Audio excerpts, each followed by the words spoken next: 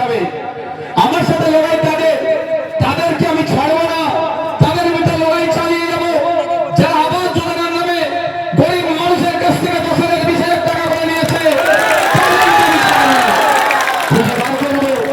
বিভিন্ন প্রকল্পের নামে যারা তোলাবাজি করেছে, আপনি বাড়ি করতে যাবেন, আপনার কাছ থেকে টাকা আদায় করেছে, তাদের বিরুদ্ধে আমার লড়াই, তাদেরকে অ্যাকশন নেবেন।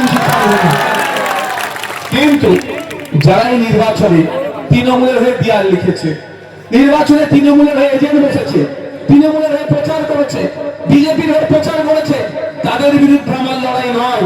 লড়াইটা হচ্ছে এটাই, যারা জনগণকে শোষণ করেছে, জনগণের উপর অত্যাচার করেছে, তাদের বিরুদ্ধে আমার লড়াই।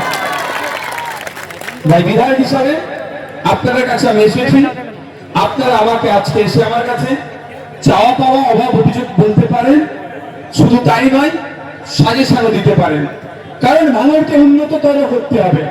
ভাঙড়ে নারীর স্বাধীনতা, নারীর অধিকার, কৃষকের অধিকার, ছাত্র যুবকের অধিকার, ডেলিভারের অধিকার, দোকানদারের অধিকার, আপনার আমার প্রত্যেকের অধিকার সুনিশ্চিত করতে হবে। তারপরে উন্নততর ভাঙড় হবে। তাই উন্নততর ভাঙড় করতে গেলে একা নওশাদ সিদ্দিকী পারবে না, বাংলাদেশ পারবে না, বামের সহযোগিতা নিয়ে সম্ভব নয় যদি ভাঙড়ের মানুষরা সাথ দেয়। তাই আমি চাইবো উন্নততর ভাঙড় করতে গেলে পুরুষরা যেমন এগিয়ে আসবে, আমাদের মায়েদেরকে এগিয়ে আসতে হবে, আমাদের সাথ দিতে হবে। প্রত্যেকটা সমাজে প্রত্যেকটা শ্রেণীর মানুষের সহযোগিতা পেলেই আমরা উন্নততর ভাঙড় করতে পারবো। আরেকটা কথা বলা যায় আপনাদের, আপনারা শ্রোতার বিপক্ষে গিয়ে ভোট দিয়েছেন, তোলাবাজদের বিরুদ্ধে গিয়ে ভোট দিয়েছেন, গুন্ডাদের বিরুদ্ধে গিয়ে ভোট দিয়েছেন, আবাস যোজনা যারা লুটপাট করে তাদের বিরুদ্ধে গিয়ে ভোট দিয়েছেন। এক কথায় অন্যায়ের বিরুদ্ধে গিয়ে ভোট দিয়ে আমাকে জিতিয়ে এনেছে। যারা ওই অন্যায় করতে তারা আছে, এখান থেকে ধ্বংস হয়ে গিয়েছে, এখান থেকে পলায়ন করেছে, আপনাদের ভোটের জন্যই সম্ভব হয়েছে। তাই আপনাদের কথা দিয়ে যাচ্ছি, যেমন ভাঙড় থেকে গুন্ডা নির্মূল হয়েছে, নতুন করে ভাঙড়ে গুন্ডাদের আর জন্ম হতে দেব না। ভাঙড় থেকে যেভাবে তোলাবাজ নির্মূল হয়েছে, নতুন করে ভাঙড়ে তোলাবাজদের আর জন্ম হতে দেব না। আপনাদের সাথে লাগবে, দেবেন তো নাকি? দেবেন তো নাকি? সাথ দেবেন তো নাকি? যেভাবে ভোটের মাধ্যমে সাথ দিয়েছে, এবার সাথ দিতে হবে কি? নজর রাখতে হবে, নজর রাখতে হবে। কিসে? নতুন করে তোলাবাজের জন্ম হচ্ছে না তো? যদি দেখে নতুন করে তোলাবাজের জন্ম হচ্ছে, আমাদের খবর দেবে, সেই তোলাবাজদের তার ডানা ছাঁটবো, কোনো কথা হবে না। কি বলছি বুঝে আসছে? কোন আমরা কেন ভোটটা আপনারা আমাকে দিয়েছেন? শান্তির সাথে থাকবেন বলেই তো। আপনি মেহনত করে ইনকাম করছেন, ইনকাম করে একটা বাড়ি বানাবেন, আপনার জমি কিনবেন, সেই জমি কিনছেন, তোলাবাজদেরকে কি দিতে হবে? টাকা দিতে হবে, জমির পজিশন পাবেন না। ওটা বন্ধ করার জন্য ভোটটা দিয়েছেন তো আমাকে। তারপরে যদি আবার নতুন করে কেউ ওদেরকে সরিয়ে দিয়ে আবার এরা যদি ওই কাজটা করে, তাহলে চোরটা তাড়িয়ে ডাকাত আনা হলো না? এটা মেনে নেওয়া যাবে কি? এটা মেনে নেওয়া যাবে না। আপনি একটা বাড়ি করছেন, পঞ্চায়েতের পারমিশন নিলেন, পঞ্চায়েতের পারমিশন নিতে গেলে নির্দিষ্ট সরকারি একটা রসিদ কাটতে হয়, সেটা কাটলেন। আপনি বাড়ি করতে যাচ্ছেন, এসে ডিস্টার্ব করছে, টাকা দিতে হবে, 5,000 টাকা না দিলে বাড়ি করতে দেবে না। ওটা বন্ধ করার জন্যই তো ভোটটা আমাকে দিয়েছে। এখন যদি আবার নতুন করে কেউ চাইতে যায়, তাহলে অন্যায় হচ্ছে। আমি মনে করি ডবল অন্যায় হচ্ছে। কারণ আমরা সাধু সেজে ভোটটা চাইলাম, ভালো সেজে ভোটটা চাইলাম, আর ভোট দিয়ে যে ওদেরকে তাড়িয়ে দেওয়া হলো, ওরা বিতরিত হলো, ক্ষমতাচ্যুত হলো, তারপরেই যদি আমি আবার চাইতে যাই, তাহলে ডবল ভুল করছি না? তাহলে মুখোশ আর মুখ আলাদা ছিল। তাই এইগুলোকে আটকাতে হবে। আপনারা কি আটকাতে? আমি একা পারবো না, আইএসএফ একা পারবে না, বামেরা একা পারবে না। আটকাতে গেলে কি করতে হবে?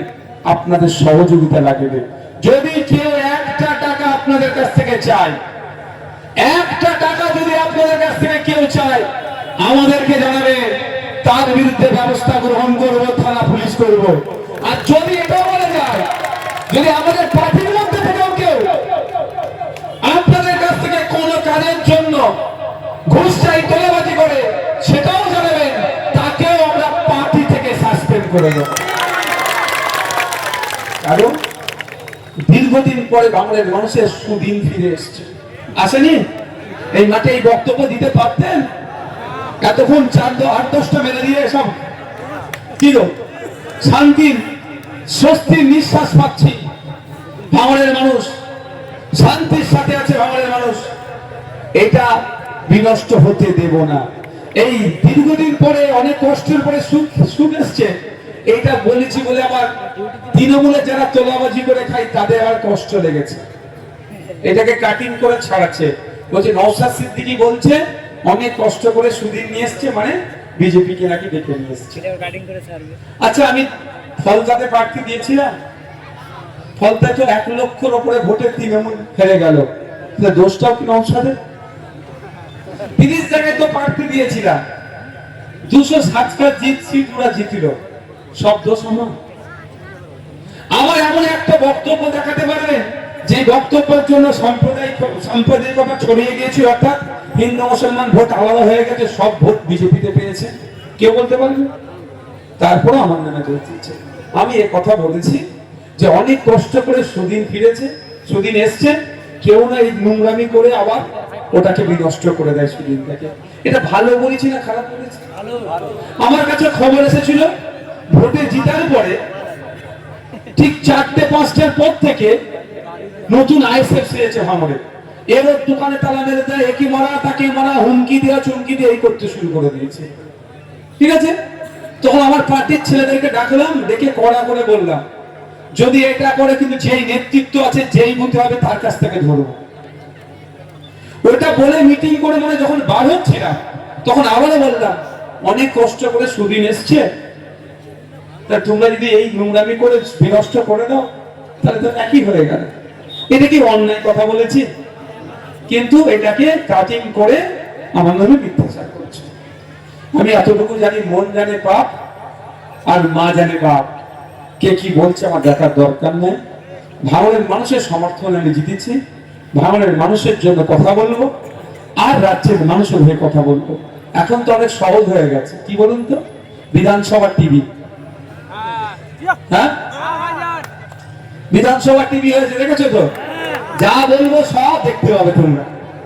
সারা রাজ্যের মানুষ অনেক আগে হওয়া দরকার ছিল, তারপরেও আপনারা দেখতে পারবেন আপনাদের বিধায়ক বিধানসভার মধ্যে ঢুকে চুপচাপ বসে থাকে না, চোখে চোখ রেখে, হ্যাঁ স্বাধীনতা বজায় রেখে ন্যায়কে ন্যায় অন্যায়কে অন্যায় বলে। আপনারা বলেন দীর্ঘদিনের দাবি ছিল তো বিধানসভায় কি হচ্ছে দেখানো হোক। এইবার যে নতুন সরকার হয়েছে সেই সরকার এটাকে মান্যতা দিয়েছে। সে সরকারের প্রথম বক্তব্য বলেছে যে লাইভ দেখানো হবে। এটা ভালো কাজ তো। এই ভালো কাজটাকে কি বলবো না যে এটা আপনি সমর্থনযোগ্য কাজ করেছে? এটা বড়টা অপরাধ হয়ে যাবে? মানে শুভেন্দু অধিকারী যদি বলে সূর্য পূর্ব দিকে উঠে পশ্চিমে অস্ত যায়, নওশাদকে বলতে হবে সূর্য পশ্চিমে উঠে পূর্বে অস্ত যায়, নাহলে নওশাদ খারাপ ছেলে হয়ে যাবে। আরে ভালোটাকে ভালো বলবেন না, বলবেন না, যে কেউ করুক ভালোটাকে ভালো বলতেই হবে, আর নোংরাকে নোংরা বলতেই হবে, সে আপন হোক আর পর হোক। আপনারা আগামী দিনে দেখতে থাকবেন, লাইভ হবে নওশাদ সিদ্দিকী বিধানসভায় গিয়ে কি করে, কি আলোচনা করে দেখতে পাবেন। আপনাদের বলি, আপনারা যারা যে সমস্যা আছে আমাকে জানাবেন।